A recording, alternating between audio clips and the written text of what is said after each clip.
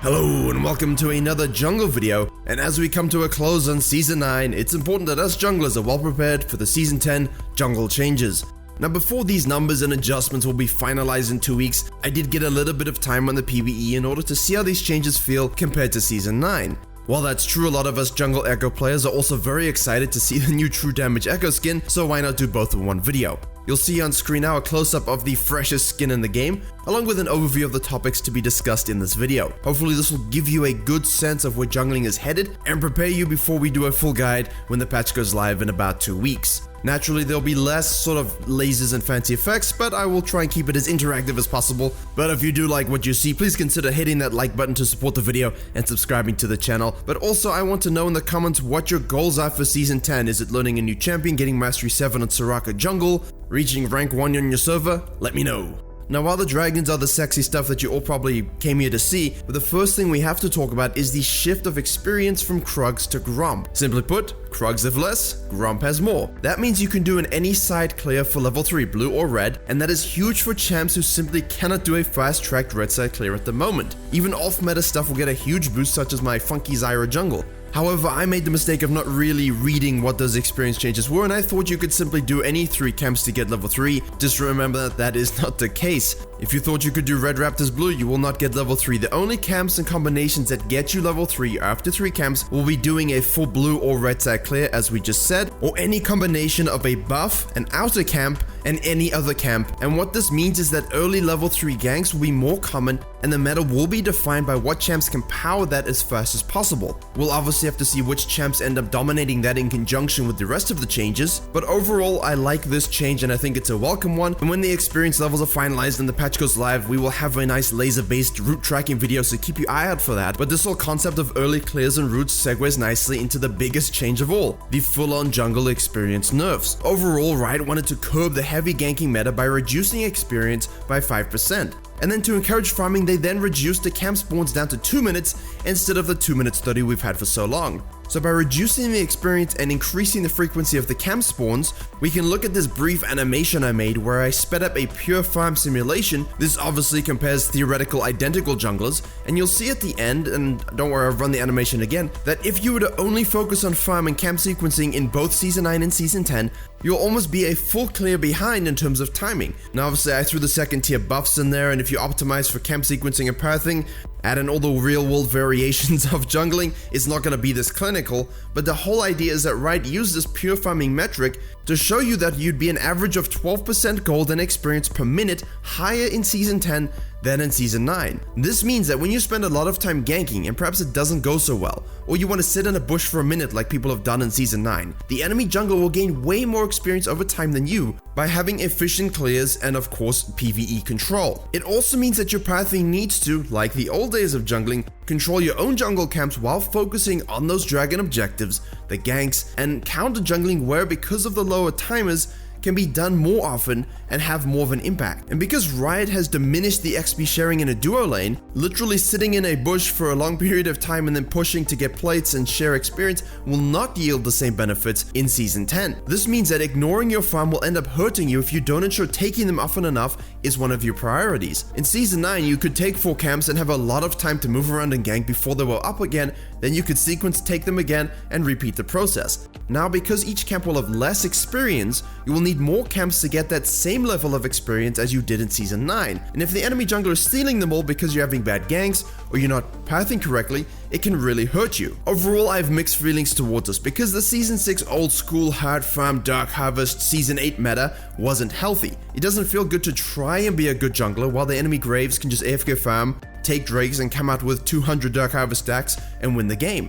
That being said, good camp sequencing, smart ganking, and dragon control will reward good junglers. I'll reserve final comments once we have some ranked games and competitive environments, because you really need to see what happens versus good junglers and how it hurts you to really have a good idea of what the meta is and what you should be doing better. But overall, I can see they're trying to have some good jungle changes here. Now, the one thing I don't like is that they're adding spawn timers for every camp, not just the buffs and the scuttle crap. However, as the scuttle and the buffs are universal timers, I thought that's how the rest of the camp timers also going to work, but seemingly they will not show up on the map as those yellow bars when they're about to spawn in 30 seconds unless you have seen that the camp has been cleared or you cleared it yourself. If you only see the timer if you yourself have cleared the camp or have vision that it was taken down, then that can kind of make sense. That's information you have anyway currently, just without the big warning sign. It can also aid in your camp sequencing, which can be helpful for more inexperienced junglers. However, let's consider if they do make it universal in that you can see the camp spawning no matter what. We can compare it to currently where, in this Evelyn example, I ganked the top, nothing really happened, but we knew that the enemy jungler started Red Krugs and Raptors because she showed mid lane for a gank with red buff and 12 CS before heading to the bottom side of the map. This means very clearly to me that the Krugs will be respawning at around 4 minutes 30. We know the camp time was at 2 minutes 30, we know she took that as a second camp, and so as you show up, boom, there they spawn, you get some counter jungling in.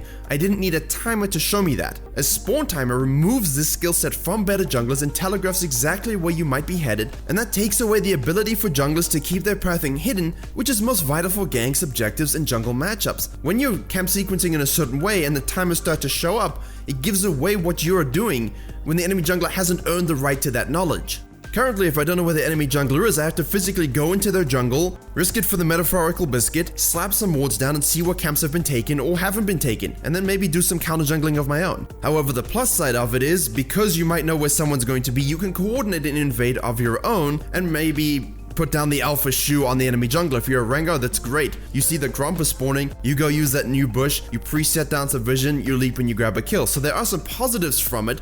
I just think that giving free information to the enemy that hasn't been earned in a game that's all about strategy and paying attention isn't really the right direction. Now onto the most reason people are here.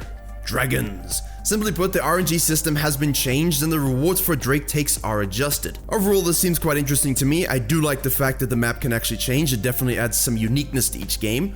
So what happens is that the first 3 Drakes will never be the same. Upon taking the second dragon, and immediately afterwards, as soon as that third dragon pops up on the timer, as has been deemed worthy by RNGesus, the map will take shape relative to which element it is. So you can see my perspective here guarding bottom lane in a high quality 4v5 PBE game.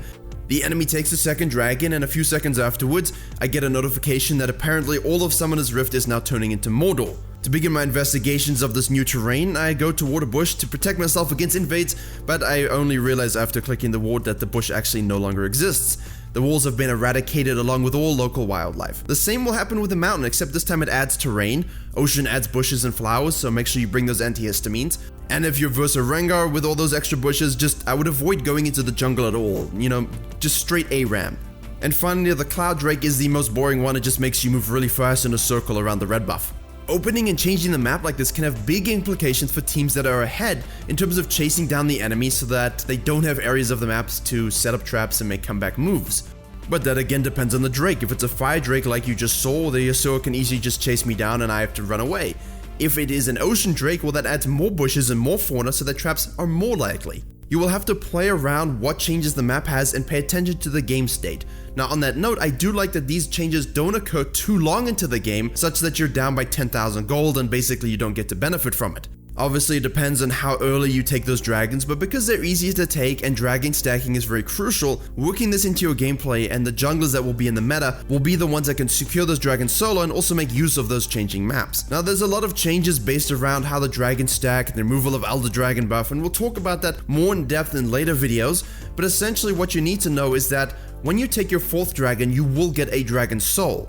The dragon soul is kind of like your pseudo elder buff in season 9, but it's based upon each elemental dragon and it will depend which of the dragons spawns third.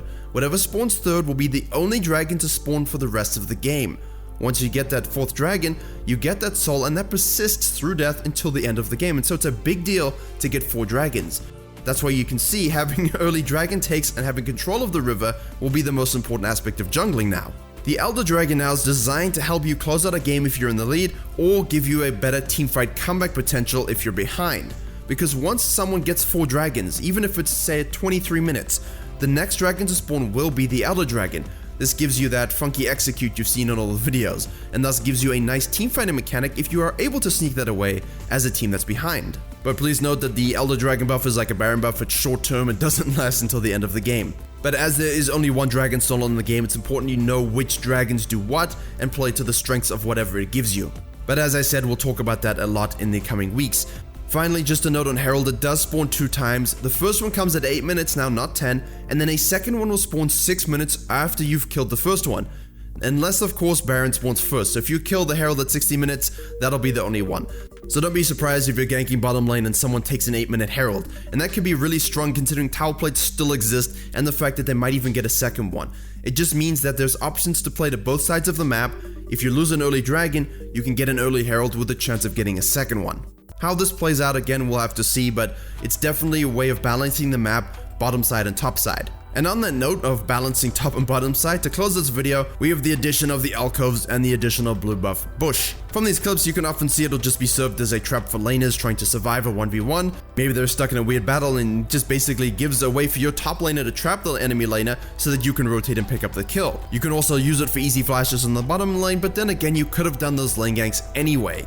The plus side is you have that additional third bush on the bottom lane for that, but this could have been done without the addition of the Alcove. It's good for trapping, good for ganking, but otherwise I'm not a particularly huge fan, but I don't really hate it either. I need some more competitive games and have more creative minds try and play those side lanes in a different way to use them, but otherwise I feel like it's change for the sake of change, and sometimes it's good and sometimes it's an Alcove. For me, the bush next to the blue buff seems rather random and simply adds another place that 90% of the time you're just going to have to scan more and walk through for vision checks rather than necessarily get trapped within it. That being said, Rengar is a thing, and so... But oftentimes when you run into a jungler in the river and you're chasing them away and they walk in that area, now that bush gives them extra cover. You know, it's protection from a mistake. I don't think we need too many of those. As you can see, I'm kind of neutral. I'm oohing and eyeing over it. I definitely like the other changes more than these. Okay, so hopefully this gave you a brief rundown of what's to come and what my thoughts are on them so far. Jungling will very much change in a huge way. We have to be ready for it because the map is not going to be the same. I will be releasing champ guides, routes, best junglers, camp sequencing, first bloods, all those kinds of things once again, as we basically have to start from scratch in this new Season 10 jungle. Thank you very much for watching. Please do like, share, and comment if you enjoyed. Consider subscribing if you're interested in Season 10 jungle domination. And as always, I will see you all in the next tutorial.